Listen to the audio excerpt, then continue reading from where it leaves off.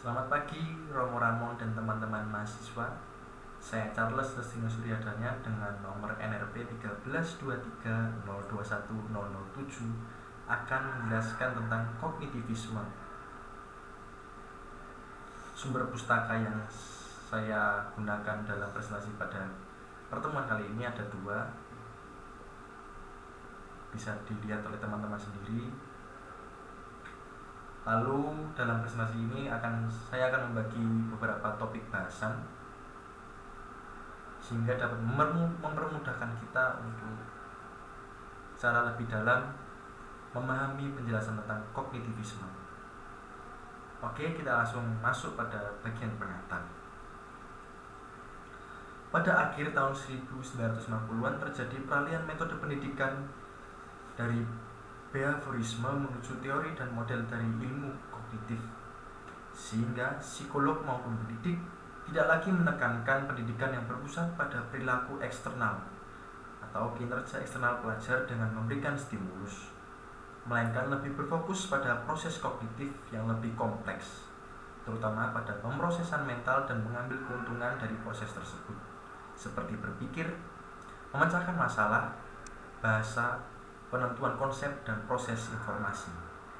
Dengan demikian, kita mungkin akan mendapatkan pemahaman yang lebih baik tentang pembelajaran jika kita mencoba mencari tahu apa yang terjadi di dalam black box. Dalam metode kognitivisme, lebih berfokus pada proses yang terjadi dalam black box, tidak lagi tentang stimulus ataupun respon, akan tetapi berfokus pada black box, apa yang terjadi dalam black box sendiri, sehingga responnya dari pelajar itu seperti ini.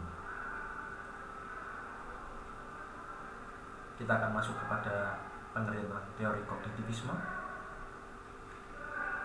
Teori kognitivisme menemukan aturan, prinsip, atau hubungan dalam memproses informasi baru dan pencarian makna dan konsistensi sebelumnya dalam rekonsiliasi informasi baru dengan pengetahuan adalah konsep kunci dalam psikologi kognitif.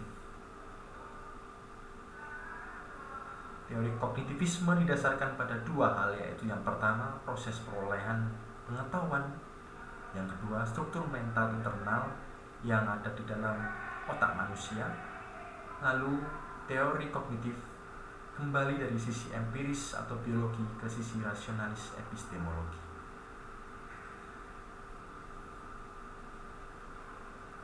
Pendekatan kognitif adalah kegiatan atau proses memperoleh pengetahuan atau usaha mengenali sesuatu melalui pengalaman sendiri.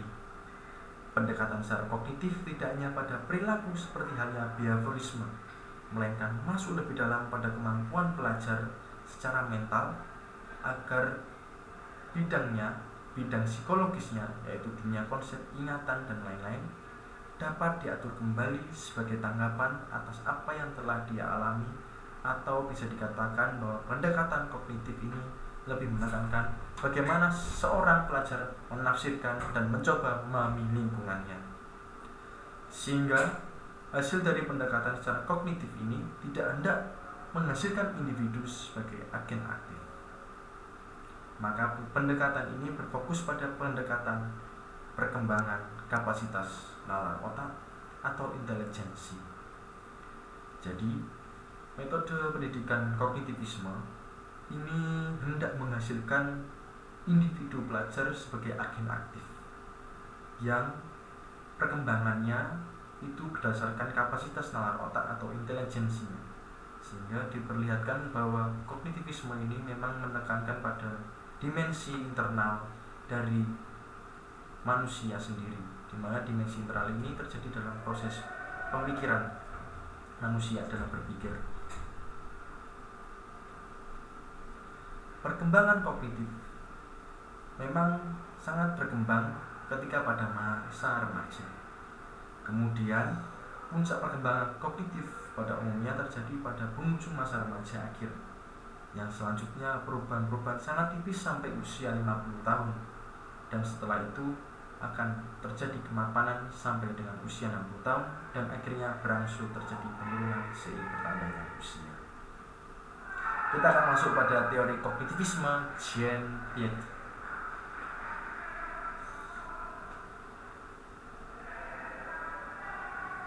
Teori Jean Piaget bertujuan untuk menemukan asal-muasal logika alamiah dan transformasinya dari satu bentuk penalaran ke penalaran yang lain. Teori kognitivisme menurut Jean Piaget sebagai berikut.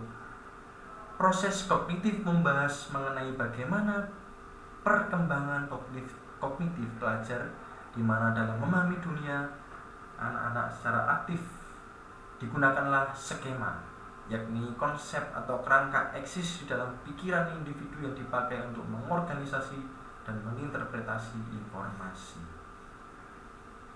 Jadi bagi Piaget ada dua proses yang bertanggung jawab atas cara anak dalam memanfaatkan dan mengadaptasi skema, antara asimilasi, di mana anak memasukkan pengetahuan baru dalam pengetahuan yang sudah ada, dan akomodasi, di mana anak menyesuaikan diri pada informasi baru. Piaget sendiri menyatakan anak-anak secara kognitif mengorganisasikan pengalaman mereka untuk memahami dunianya, di mana setiap perilaku yang terpisah-pisah dikelompokkan ke dalam urutan yang lebih teratur. Sistem fungsi kognitif atau disebut juga dengan ekuilibrasi, yakni mekanisme dari Piaget untuk menjelaskan pergerakan anak dari tahap pemikiran ke tahap pemikiran selanjutnya yang terjadi ketika anak mengalami konflik kognitif.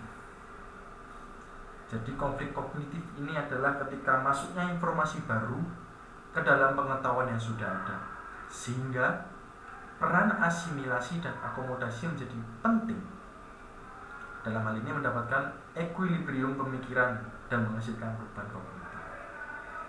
Karena mereka peran asimilasi dan akomodasi menjadi sangat penting dalam pandangan Jean Piaget dalam kognitivismenya, sehingga antara asimilasi dan akomodasi ini mendapatkan ekuilibrium atau keseimbangan pemikiran dan menghasilkan perubahan kognitif, yang mana tadi konflik kognitif yang terjadi antara informasi baru yang masuk ke dalam pengetahuan yang sudah ada, kemudian seperti digabungkan sehingga menjadi suatu keseimbangan. Dan keseimbangan itu terjadi karena peran asimilasi dan akomodasi, sehingga menghasilkan perubahan kognitif dalam diri anak itu sendiri.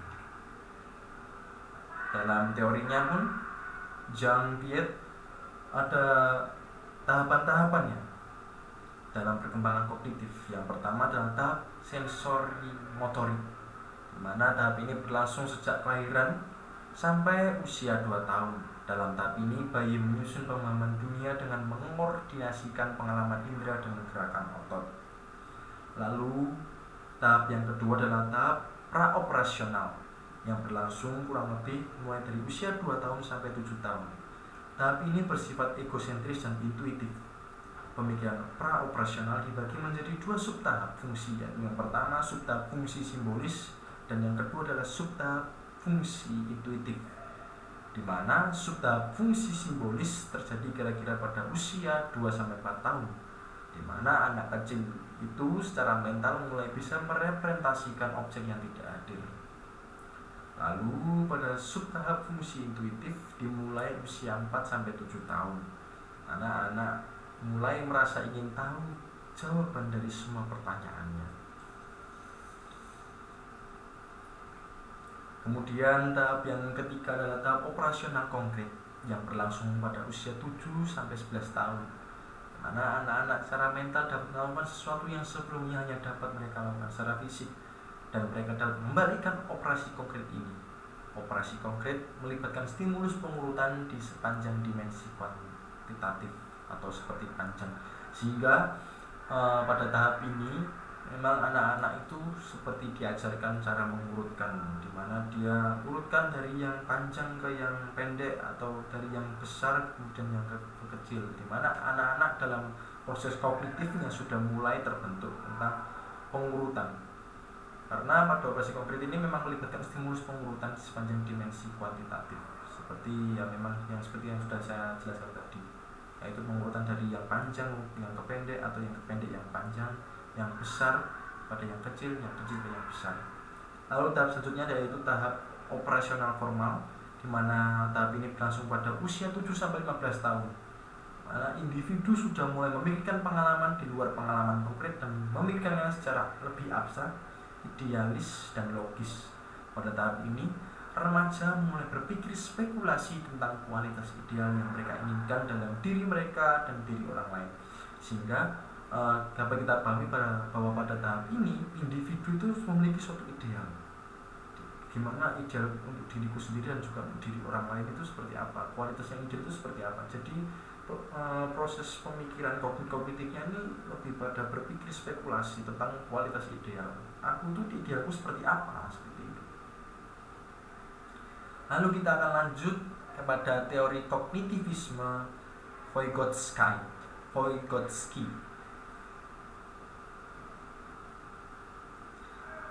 Vygotsky dalam teorinya terdapat 3 pandangan mengenai perkembangan kognitivisme. Yang pertama adalah kemampuan kognitif anak dapat dipahami, dianalisis, dan diinterpretasikan secara kontinu, sehingga dapat dipahami bahwa kemampuan kognitif anak ini dapat dipahami dan diinterpretasikan secara keberlanjutan, karena itu merupakan suatu proses perkembangan yang terus-menerus terjadi. Yang kedua, kemampuan kognitif dimediasi dengan kata, bahasa, dan bentuk diskursus yang berfungsi sebagai alat psikologis untuk membantu dan mentransformasikan aktivitas mental. Lalu, yang ketiga, kemampuan kognitif berasal dari relasi sosial dan dipengaruhi oleh latar belakang kultural sosial. Vygotsky menyatakan bahwa kemampuan kognitif juga berasal dari hubungan sosial dan budaya, di mana hubungan antara perkembangan tidak bisa lepas dari pengaruh sosial dan budaya. Maka Vygotsky menawarkan konsep kognitif yang dikenal dengan nama Zone of Proximal Development atau yang kita sebut dengan CBD, yang lebih menekankan bahwa anak dapat mengerjakan tugas yang diberikan dengan melibatkan tanggung jawab yang diterima anak dengan bantuan dari orang dewasa atau anak yang lebih mampu atau instruktur yang mampu. Sehingga pengajaran akan membantu anak untuk menunjukkan, mengajukan pertanyaan, dan memperkenalkan elemen awal sebuah solusi. Lalu kita lanjut pada bagian implikasi teori kognitivisme menurut Jean Piaget dan Vygotsky dalam pembelajaran. Yang pertama, implikasi dari teori Piaget dalam pembelajaran adalah seorang guru hendaknya mampu menerapkan dengan menggunakan pendekatan konstruktivisme. Maka guru dapat memberikan tugas kepada peserta didik untuk mempelajari dengan membuat ringkasan sebagai bahan untuk pembelajaran berikutnya.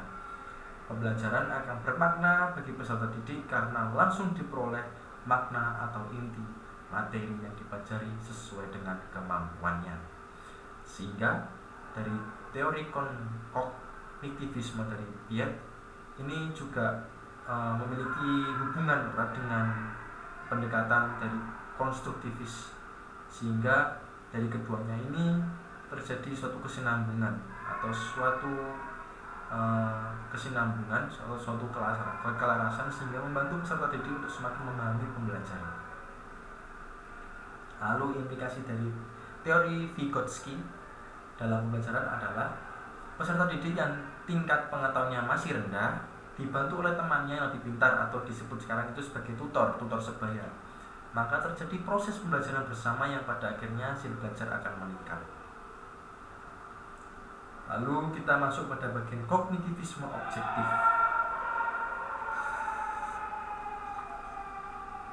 Kognitivisme objektif itu saya berpandangan bahwa ini berbasis pada teknologi.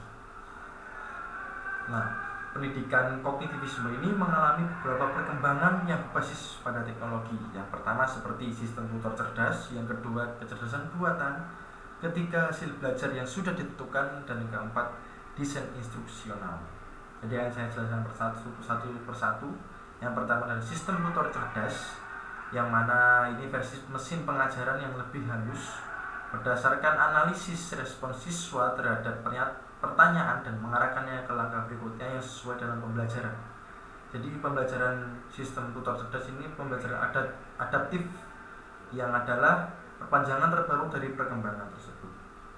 Lalu kecerdasan buatan yang berusaha untuk merepresentasikan dalam perangkat lunak komputer proses mental yang digunakan dalam pembelajaran manusia, yang tentu saja jika berhasil akan mengakibatkan komputer menggantikan banyak aktivitas manusia seperti mengajar dalam pembelajaran dengan peserta didik.